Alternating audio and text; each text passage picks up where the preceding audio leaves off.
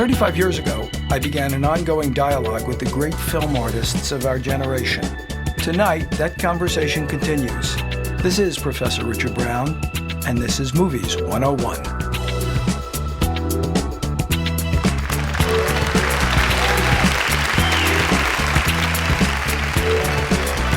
Thank you. Thank you so much for coming tonight. I'm really happy to see you, and I think you're going to find that this is an extraordinary program that we have for you this evening, because our guest is an extraordinary woman. She had a remarkable first chapter. Her mom was a psychiatric social worker. Her dad was a judge advocate in the Army. And because he was in the military, he moved around, and that meant that the family moved around. So think of this childhood. It was really all over the map. She went from Fayetteville, North Carolina, where she was born, to Frankfurt, Germany, where she went to high school, back to Juneau, Alaska, and literally dozens of places in between. But all of those trips and all of those elements together made her the person who she became. And the person who Julianne Moore became is one of the great actresses of this generation. Just think of the times you've seen her. Think of the roles. Think of these people. Everybody from Kathy Whitaker in Far From Heaven, Laura Brown in The Hours, to Clarice in Hannibal. Those are wonderful, indelible roles. They are, every one of them, a luminous performance. There's a long list of luminous performances, and they all come from this remarkable young woman. Join me, please, in giving a very warm welcome to an enormously gifted actress, Miss Julianne Moore. Julianne.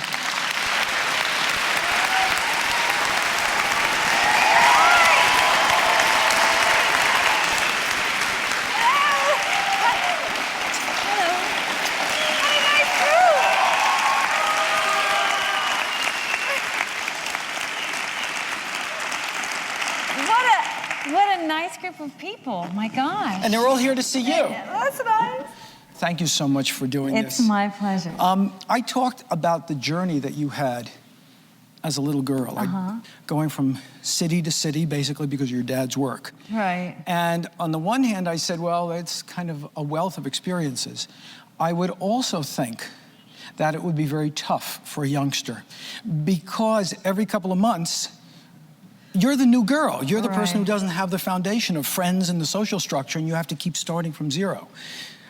So when you think back on that time, I mean, what are your memories? Your happy memories of it? Was it a rough period trying to adjust to the new places? It's not unusual, this thing about having kind of like a peripatetic childhood or whatever, and then becoming an actor. For some reason, a lot of people who are Army kids or embassy kids or IBM kids or traveling salesman's kids or something, a lot of them grow up to be actors. And I think it's just because you learn in each place how behavior is or isn't different. Yeah. And you kind of have to adjust everywhere you go. And so you realize that behavior is malleable, I suppose. I mean, I think that's what and just like in education. Yeah. Because you're finding out how different people talk, how they act, and so forth. And it kind of goes into a hard drive that you then pull on after you've ended up becoming an actress. And I think that what I did learn early on, there are certain universal truths that everybody is actually much more alike than they are different from community to community and from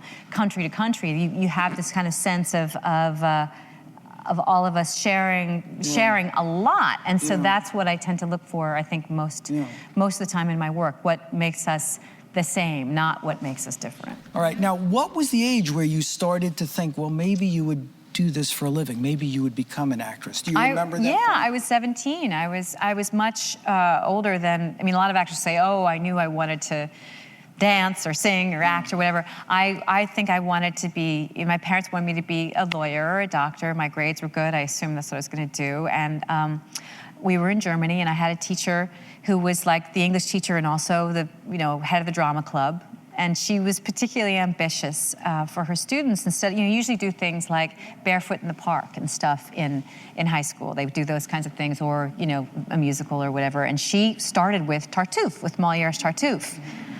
in, rhyming couplets and everything. And everybody was like, what? This is heady stuff for yeah, 15-year-olds. we were little, Yeah. we were just kids. Yeah. And I had kind of done it, I did play practice, I did stuff after school and stuff, and it was something that I really enjoyed. And she said to me, because there was this really difficult material, and she said, you could do this for a living. And it literally changed my life, because I was like, okay, I'll try it.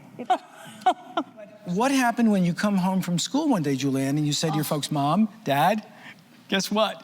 I'm going to go on the stage. I can still see it. We're sitting at the dinner table, and I said, I was talking to Ms. Taylor, and she thinks that maybe I can do this, and I want to go to acting school. My mother put down her fork. She said, oh, Julie, oh. And she said, why waste your brain? She really literally said that. And I was like, well, but that being said, they were phenomenal, because they, all they wanted for us was for us to just go to school, like be a lawyer or a doctor, anything that, and do it right away. So to have their oldest child say that and have to be supportive, it was, they were great. They were really now, great. you said you had a list of drama schools. Yeah. You ended up at Boston University. Yeah. So you decided that would be the place where you get the major and you get the course of study. Well, they didn't want me to go to a conservatory, because I wouldn't get a degree, and then I couldn't go to graduate school. So the whole thing was, you can major in acting, but you should be able to go to graduate school if you need to. And I had 3 schools: Carnegie Mellon, Boston University, and NYU. I applied by mistake to the graduate program of NYU. And my mother got very upset, because she thought it was too scary, the neighborhood. And so I never finished my application, and I got accepted to both Carnegie and Boston. I just went to Boston because I wanted to live in Boston. Right. That was it. And you did. Yeah. Once you finished drama school, you kind of had a choice. If you were going to go into the business, you could have gone to Los Angeles. Right. And you came to New York. Yeah. This is around early 80s we're talking about. 1983, yeah. Did you ever flirt with the idea of going to Los Angeles? I didn't know LA existed, my whole career, my whole trajectory towards acting, I was so incredibly naive, all the way back to when I was 17. I was like, oh, I want to be an actor. Well, I'll try it, I literally got off the bus in my dress with a Peter Pan collar and puffy sleeves and a suitcase in my hand, going, I'm an ingenue and here to audition. and I thought that I could have a real career in regional theater, because I thought, oh, maybe I'll get a job at I'll go to Chicago, or I'll go to Louisville, Kentucky, where they have these theaters or whatever, and I'll just go and audition for a while and get to do plays. And I did a few plays out of town, but it's very difficult to support yourself, and also the jobs are hard to come by, and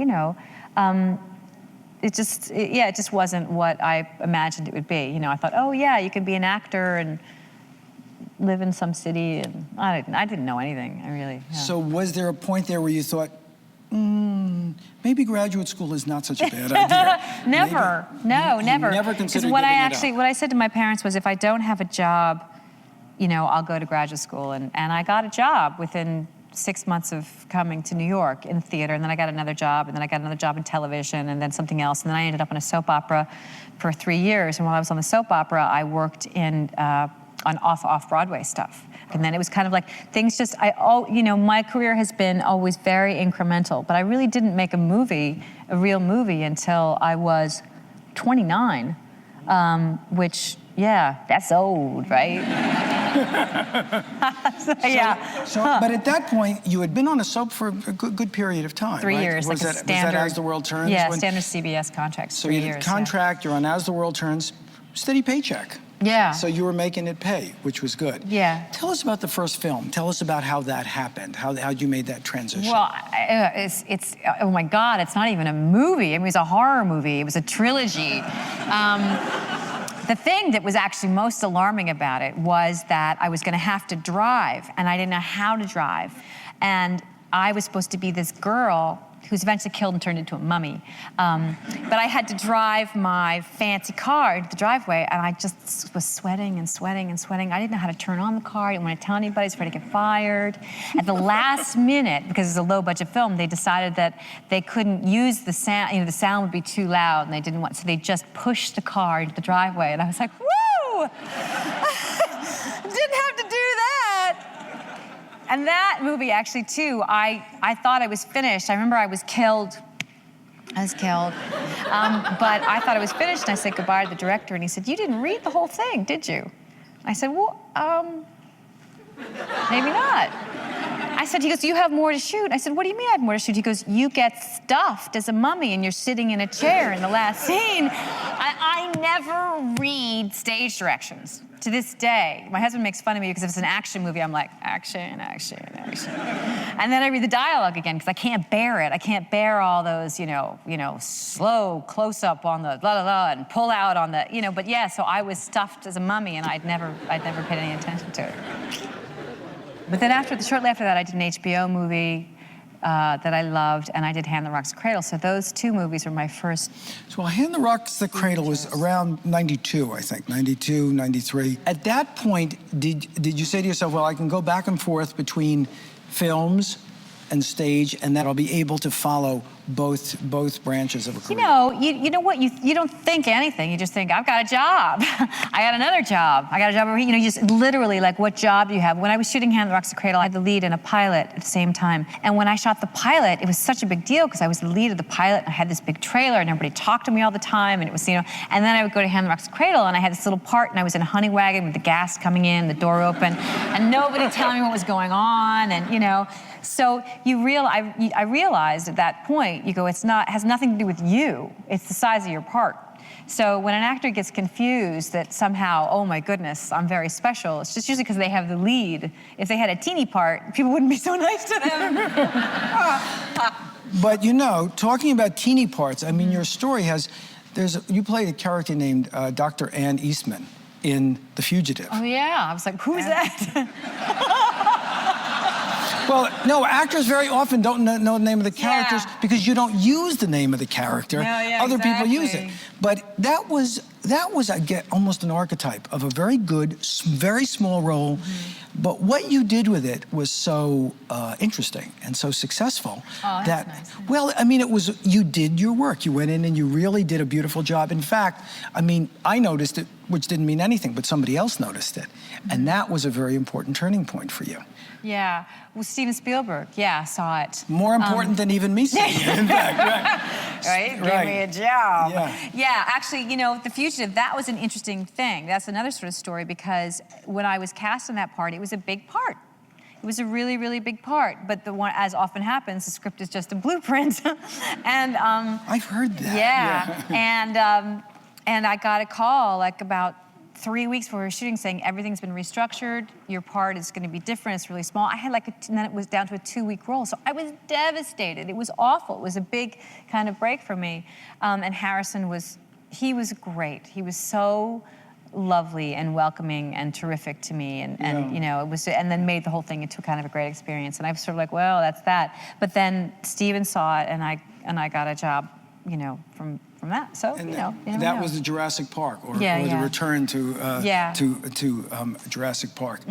When you're making a film, you always want to meet the director. You want to get a sense of the man or woman who you're going to be working with. Right. Have you ever seen a script that you liked, you wanted to do the work, but you met the director and within 10 or 15 minutes you said, I don't think I'm going to go there? Has that ever happened to you? Yeah.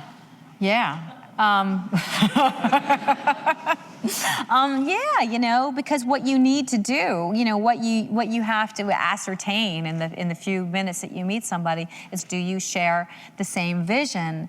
And when you do, you do anything and everything you imagine with the part because you and the director are one and the same.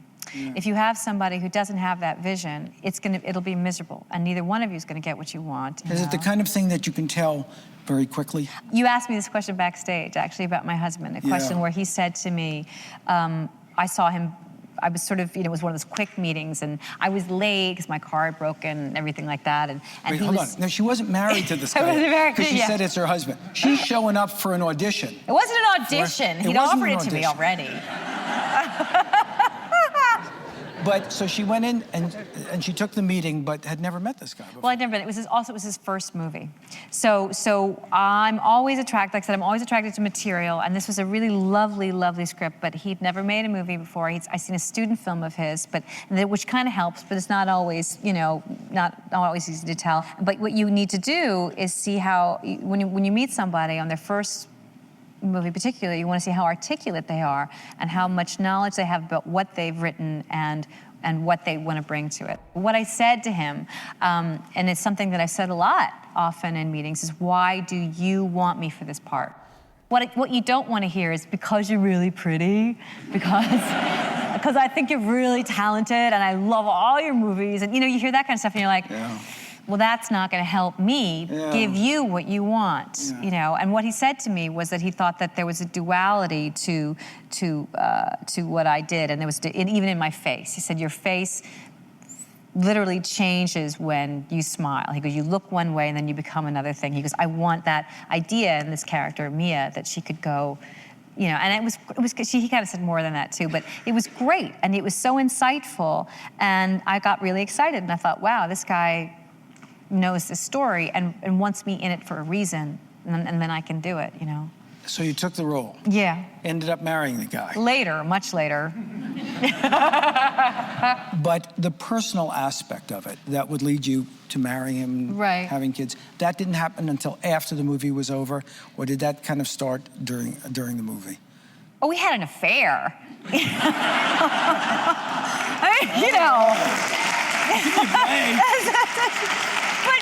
at least I married the guy. I had a said affair, but I eventually married the guy. So I sort of feel like I could forgive myself for that. But anyway, but it's interesting, but when you do share a sensibility with somebody, like Todd Haynes, that's a director who, he's, phenomenal. So that was Safe and Far From Heaven. Strangely, when Todd and I met, I got this script, and this is really the beginning of the independent film kind of movement. It must have been like 1993, something like that, when I got the script, and I read it, and I'd never read anything like it, and I flew back to New York to audition for him. I was making a movie in Pittsburgh, and I was really nervous, and I thought, I only see this thing one way. Like, I had a vocal choice, kind of a physical choice. I thought, this is it. And if he wants something else, I don't know what to do. And I thought, well, we're just not going to be, And I went and I read, and I said, okay. And he said, okay, read the next one. And I read the next one, and I said, okay. He goes, okay, read the next one. He's like, okay, bye, bye. And I was like, man, I have no idea. And Todd said he turned to Christine Vachon and said, that's Carol White. And our experience, like from that moment on, we just don't talk about stuff. What he writes is sort of what I do, and we have kind of an emotional shorthand or something, which is really an exciting way to work. We just sort of see everything eye to eye. The emotional shorthand sounds to me like it would be a great blessing for an actor. Yeah. Particularly because the communication between an actor and a director is always very delicate and very sensitive. A director doesn't go to an actress and say, okay, no, Julianne, do it like this. George, I don't believe, see, like the anger. Right. You don't. Sometimes they do. You've actually had directors? That's called a line reading, and that is a no-no. People don't like that. But most of them don't. The idea is that you're supposed to put the actor position where they get there themselves. But you do. I always say the thing about a director that people forget is that a director is not an acting coach. The director is not there to get something out of you. The director is directing the audience through a story. So they're taking think of it. You have this frame. You're looking at this picture, and they decide where your eye is going to go based on where the camera is looking. And so they're taking the audience through the story emotionally and visually and whatever. They're not there to coach your performance. You come to the table with all your stuff, and that's your job. Robert Altman is another one known for that. What he does too is that he makes you feel that every choice you make is correct. He has cast you because of who you are and what you bring to it, and he's not going to ask you to do something else because he wants you. Therefore, you're right. And which is kind of an extraordinary feeling to have as an actor, because you're like, I'm right? Really? And you kind of just keep, you start feeling more and more confident and freer and more expressive, and you just want to bring him everything because he's already sort of said to you, you're perfect. It also means, I think, that the director doesn't have the performance in his head when he or she starts. Exactly. And that a lot of directors, they may be good directors, but they've seen the film, like Hitchcock, he'd see the film, but the problem is he also sees the performance, and the actor hasn't shown up yet. Right. And what you talk about, which is very exciting, is like a permission. He suddenly gives you a kind of license. Yeah.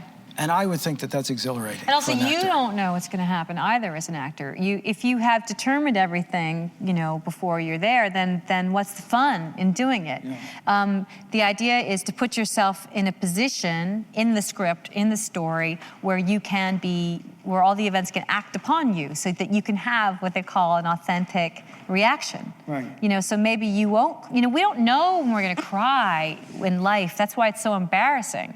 You know, like maybe you're in a public place and somebody says something to you and you start to cry and you're like, oh, I'm completely out of control. In a movie, you hope for the same kind of experience, that what's happening in the scene will create that reaction in you, so it'll be authentic. So. Yeah. It's also such a good statement of the profession, of your chosen profession. You may go 10, 12, 14 times on it, but each time it has to be the first. I have to believe it's the first time. I'm the audience. Right. I have to believe you're picking those words out of the air as you're saying them. I hope it's not 14 times, because that makes me crazy. What is it? I like 3 takes tops. I really do. Because, well, you know, it's interesting. Every actor is different. There are those actors who like to go 14 times, 17 times, 20 times, and they don't get really good until the end, because that's their process. Their process is, you know, to kind of warm up to it. And then there are actors who are good on the first, second, and third takes, and that's what I do. And what you hope as an actor is that the person you're working with is similar to you. The same rhythm. Because if not, you know, the master shot is going to be really a nightmare, you know. But like, I just worked with Sam Jackson, who I adore. I love him. I know. Love him. Me And too.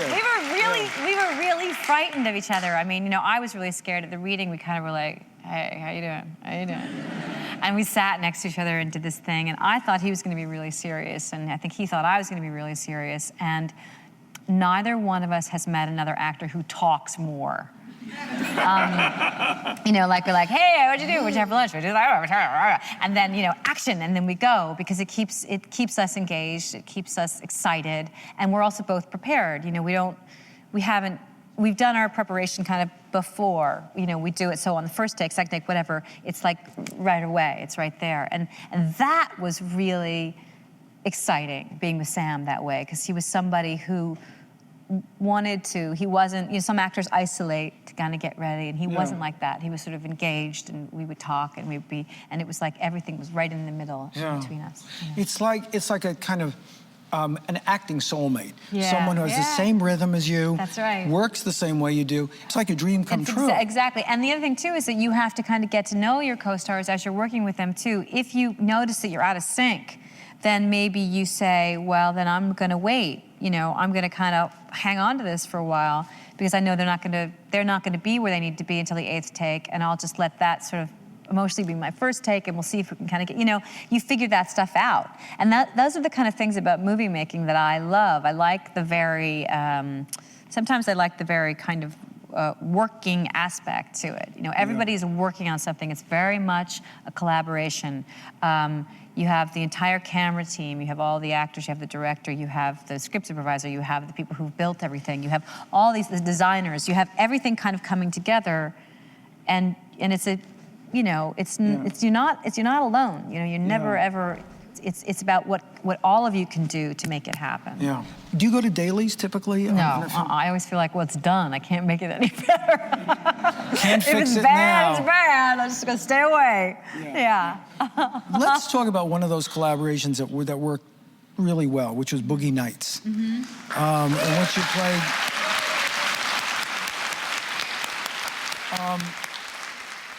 you're working with Paul Thomas Anderson. Yeah. A really interesting role in an interesting film. but not what I would have thought of for Julianne Moore. But in fact, the part was written for you. I mean, he evidently he wrote it with me in mind. We didn't know each other, and he'd thought of me for it, which was, you know, that's the most flattering thing that can ever happen to you as an actor, when somebody writes for you. Yeah, and it's a beautiful piece of writing. It was one of those things too where I literally met him at a party, and he said, "I have the script. I want you to do it," you know, and I thought, well, you know, whatever. people do that kind of. And I went home and I read it, and I called him up and I'm like, yeah, I'm going to do it. It was gorgeous. It was just superb. I mean, really, really a great piece of writing. No misgivings at all. None. I mean, this was Amber Waves. This was a kind of racy sort of a porno girl. You know, kind of a departure for a judge advocate. Porn. Let's say it again. Porn. naked porn. I'll tell you. I mean, my question was, did you have misgivings? Man, was I off base on this one. You dived in, is what it looks like to me. Somebody, you know, I kind of love talking about this stuff because it's so funny, you know, whenever people are talking about like acting or even movies or something. I mean, the minute somebody talks about sex and taking off your clothes and whatever, everybody says perks right up, you know, because we're interested.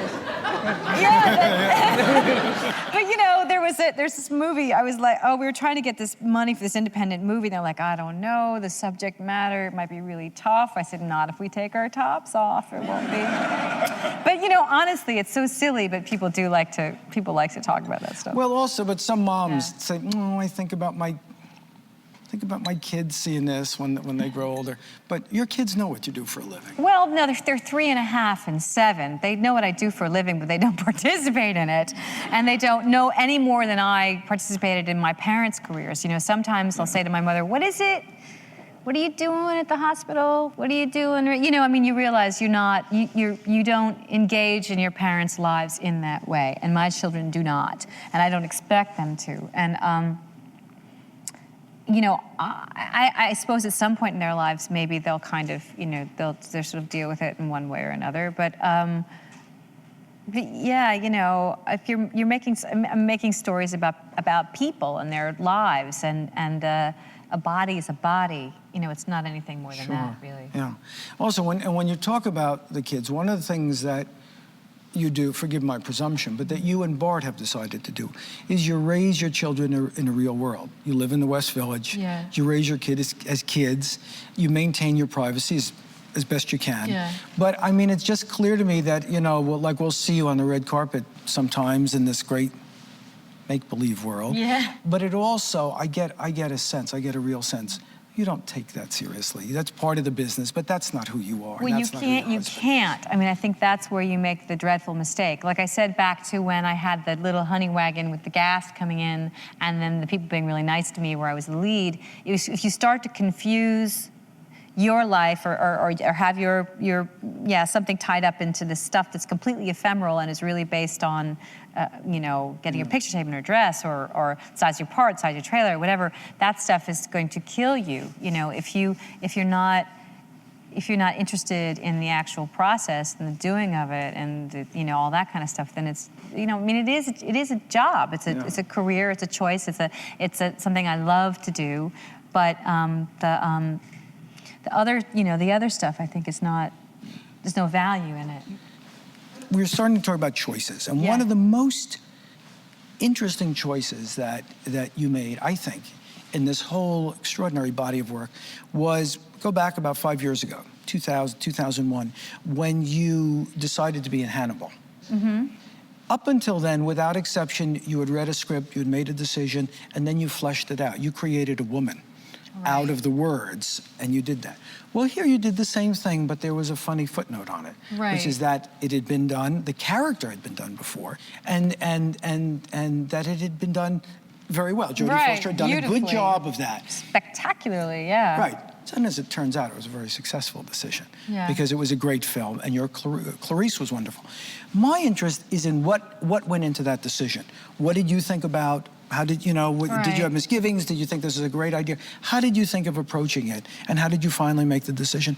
I'm going to plunge in and I'm Not gonna do any that. differently than you do with anything else, because every time you receive a script, the script that you receive is for that movie. It's for that, this wasn't Silence of the Lambs, it was Hannibal, it was different. It didn't have the same director, so that meant that there was going to be a whole different, different vision, different sensibility there.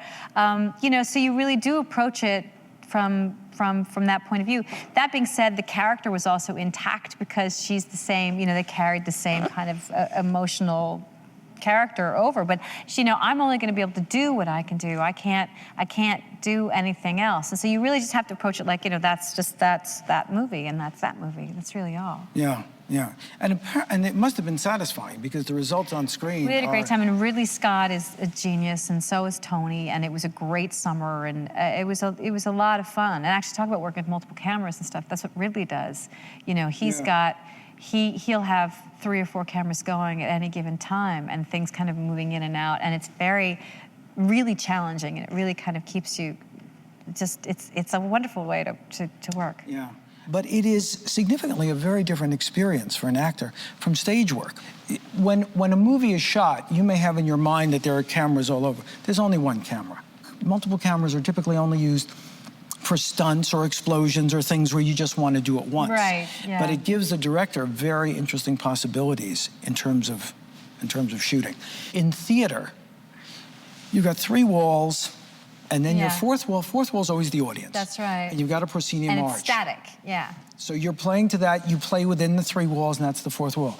You said in film, for me, it is the camera that's always the proscenium arch. Yeah. You said, but if I'm doing a multiple camera shoot, which occasionally happens, you said, now I've got 3 or 4 proscenium arches to play for. How does your work change? Do you change the acting when you end up with 3 or 4 proscenium arches? You don't change the acting, but it's really important to me a lot of the times that I'm working with people who are very visual, there's some filmmakers who are more visual than others. I'll say, can I see it? Can I look through the lens? I want to see the frame. I want to see the picture. Because you can tell by how they're framing something what they want you to see. Yeah. You can see where, if it's a master, you sort of see all the composition. If it's a close-up, you see kind of where your face is in it and what big the lens is, what it looks like.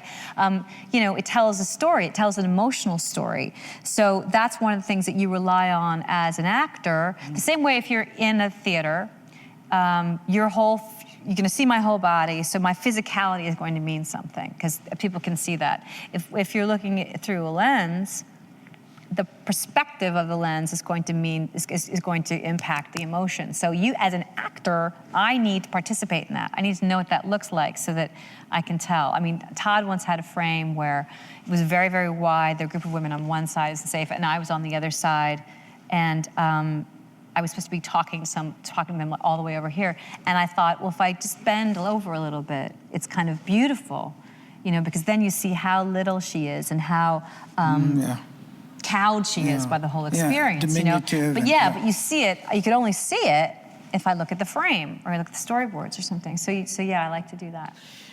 2002 was an amazing year for you, just a wonderful year. I had a baby that year. Exactly so. You had a baby and you had 2 blockbuster movies. I don't think it gets any better than that. Let's talk a little bit about Far From Heaven. Because we talked about Todd. And you played Kathy Whitaker in that. A very interesting role, 1950s kind of a woman, in which things are one way on the surface and then underneath there are just things churning. Bubbling and churning.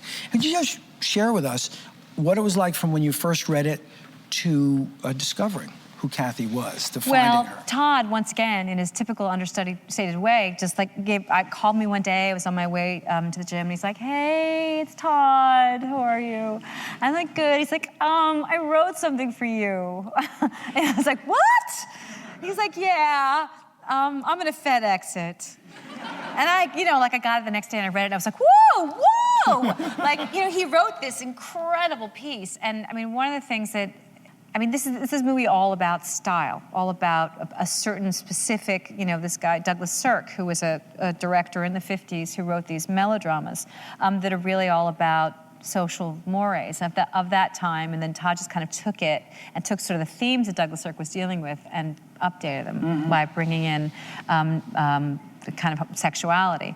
And it was an incredible opportunity to do very deep emotional work within this particular form, this sort of style. It was a kind of American film acting, a vernacular that existed, you know, in this one kind of juncture in the 50s and the 60s. And so you kind of, a lot of people said to me, like, wow, how did you do it? Or what? And you realize it's almost like in all the movies that you grew up watching on television stuff, this form is so familiar to us just as audience members that it's kind of exciting to visit it as an actor. You know, you're like, I know, I remember how that sounds. I know what this is, you know, the way they move, the way they talk, the way, the meaning in the colors and the shots and it was a really, really exciting way to work on something because there was so much shape to it. You know, it wasn't just what you were going to bring to it. It was all of it. You know, absolutely. Also, I mean, I love your choice of word is so interesting. You said it's the vernacular. Yeah. That's what's important. It isn't just the style was different. The vernacular, to me, talks to me about makeup, hairstyle, clothing, the way people talked. Half a century ago, people talked differently, and we can see it on television. The now. language is different. So, and for you, I mean, this was really kind of really before you were born, but it was also your early childhood because in a vestigial way, it was still there. In the 60s, you still saw those movies. Well, you know, one of my models for Kathy was Doris Day. Because of the way she spoke. Yeah. Her voice was so deep and kind of soft and compelling and beautiful, like this beautiful voice, you know, but also very pure, you know. That's why people loved her. I mean, she was really she's a very special person, Doris Day. And I was like, you know, and that's something I remember. I mean, I saw those movies all the time on TV growing up. You know, like I said, we all know that. We recognize that sound. We know it's meaningful to us. But and she very was specific. And it's also interesting, too, when you talk about the purity, because she was known as the kind of perpetual virgin. Right. And the films were sort of sexy with her and sexy. Cary Grant, but they were sexy with the kind of innocence that looks a little bizarre and, to me, quite wonderful now. Yeah. Well, I mean, we just live in such a very profane, vulgar age But these right now. Douglas Sirk films, these were about how few choices people had in their lives. Women had. Yeah. And people, you know, people too, but women mostly, about how limited things were and what they sacrificed and what their lives turned into, and you know, all this kind of, you know, they were really not just soap operas. They were kind of an emotional reflection of what was going on at the time in women's lives. Yeah, absolutely, very astute too. I thought the film was sensational. Now, the same year you did another gem called The Hours, which was definitely. And The Hours was actually written by a very good friend of mine, Michael Cunningham. Yeah, he's great. How did you first find out that they were interested in your playing Laura? Actually, a friend of Michael's gave me the book for my birthday, and I read it and was just stunned by it. I thought it was so beautiful, and didn't even know they were making a movie out of it. And then I had a meeting with Scott Rudin, who was the producer, and he said, you know, I have this thing, and you know, and I was like, what? Are you kidding? And I got very, very excited and was really, it just kind of came to me that way. And I kind of hadn't imagined it. You know, I really read the book just to read the book, and I never thought, you know, I mean, Laura was the part that I identified with because she has a 3-year-old boy. At the time, my little boy was 3, and it's about that connection, the way a little boy knows their mother and the way the mother knows how much the little boy knows. It's about that relationship that was so beautifully articulated in the book. It was an interesting thing to play because, you know, depression is not very active. You know, she's incredibly depressed. And you think, how do I make this, you know, how do I find a way to make this cinematic or filmable or anything or active at all, you know? I mean, and it was an interesting process to kind of try to just sort of trust that the camera can see it, I guess. Was there a moment where you thought you nailed it? Was there a moment either in the whole process or in a scene or working on it where you... You know what? We had, it's funny that you should ask me that, because we had to reshoot, and I was very upset about it, because, you know, you shoot some stuff and then sometimes you get a call saying, oh, you know, we have a flare on this, you know, we have a spot on the dailies, whatever. Hair in the gate, whatever, we had to reshoot it. And it was the scene where I had to sit in the bathroom when he's saying, you know, you know, come to bed, Laura Brown, and all that kind of stuff, and the thing about her neighbor being, you know, going to the hospital, and so it's where Laura's very upset. I was like, oh, I don't want to reshoot that. I don't want to reshoot it. You know, it was really hard. It was very emotional. I didn't want to do it again, and we did it, and we did 2 takes of it, and it was so much better. And I don't know why, you know, I really don't know why. In a weird sort of way, it was like I was so grateful that we got to do that again, because it just made more emotional sense for me. But I think the fear was, I think you feel, I nailed it. And I'm never going to get it that good again. I'm never going to be able to do it again. I'm never going to get it again. So it comes as a kind of gift from God, almost, saying, when you feel I not only got it, I think I found something there that I didn't even have the first time. Which is something that you have to let go of as an actor. The one place where I think I worked on Vanya on 42nd Street for like 5 years as a theater piece, and we would do it every night, and the idea was anything could happen. It was a viewed rehearsal. Things were never set. You could kind of keep changing things and changing things and changing things, and as a result, there was never one perfect way to do it. There was never a final performance. And I think if you can try, you know, and it's really hard to do as an actor, but if you can try to let that go and think, maybe it can be this way, maybe, you know, you risk failure all the time, but hopefully you go further than you think you can go. And it's also, I love when you're talking about theater, because when you're putting on a play, this is a very different process.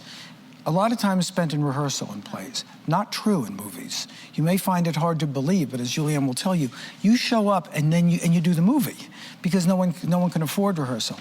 But you rehearse and you polish, and then there's one moment where the director says, we're freezing the play. And that means whatever it is, it is. The blocking is going to be what it is. But what you're describing in this Vanya situation is very interesting, in which you never exactly froze the play. No. Every night you'd come and you'd say, all right, now let's try something else. Yeah. And if I move over here, how is that going to affect you downstage? Yeah, and everybody, and sometimes it would fall apart, and you'd feel like you got the 4th act and it doesn't work, it doesn't hold together. The choice you made sort of screwed everybody along the way, and you kind of can't, you're like, ooh, that was bad. You know, but it was exciting too, because you were like, wow, there are any number of ways you can go, and you can fail in front of people, and it's, you know, it's all right. I mean, it can be a plastic medium, you know. Is there any project you've always wanted to do? It's like a secret thing in Julianne's heart. A project, a play, maybe a movie, and you've never gotten to do, but something you would really love to do. Project, story, novel, something. There's a movie that we've been trying to get together forever, absolutely forever, called Savage Grace. No, wait, who's the we? Is it you and Tom Bart? Kalin and Tom Kalin, who's the director, who wrote a movie called Swoon that was out years and years ago about the Leopold and Lowe case. And this is another true crime thing. So Tom Kalin's the director, and Killer Films are the producers on it. And we haven't been able to get the financing. It's been very, very frustrating. And it's a true story about a woman, Barbara Bakelite, who was married to the heir of the Bakelite fortune, and they had a son, Tony, to whom she was very, very close. And when he was 25 and she was, I think, 50, he murdered her. And she was also allegedly his lover. So it's horrible, you know, it's a really, and we can't get the money. But it's scary, you know, it's a really terrifying... In what sense horrible? Just incest, murder, matricide? What's the bad part of this? Absolutely all of it, all about the kind of the boundaryless of it. I mean, these people had literally no boundaries, mother, son, murdering, whatever. It's about, you know, it's about a debauched kind of way of life. It's about people who somehow manage to break all the rules, and it really sort of, you know, to their detriment. I mean, you know, this didn't serve anyone. They all went bananas, you know, but it's about people with too much money, not enough stuff to do. And no rules. No rules, no, you know, no shape to their life. No, I mean, it's a great, it's huge, enormous tragedy, and I find it kind of interesting. But that's one project that I would like to do one of these days. How much do you need? I brought my checkbook. Yeah. What are you looking for? Let's talk. Right. You came here, did this for me. It's the least I can do. So tell me now the things that you are planning. Tell me what you've got in front of you now for the rest of 2005, 2006. What do you have coming up? Well, Freedom Land, which is this movie that I'm really proud of. Yeah, super, super proud of. Joe Roth directed it. It's with Sam Jackson and Edie Falco. It's based on a Richard Price novel. And we shot it all here in New York, which was great for me. It's a very urban story. And it's about why the division is between the rich and the poor and black and white, and how this is about people who have nothing, who are left behind. What happens when what poverty does to people, and what. Yeah, it's very challenging and really beautiful film, and I'm very proud of it. So also, you do a lot of, if I can say, New York projects. Well, I like it here. Yeah. But also, yeah. This was so generous, and I loved every second of this. You are such a pleasure to talk to. You really are. And Julianne. Thanks. Okay. Bravo.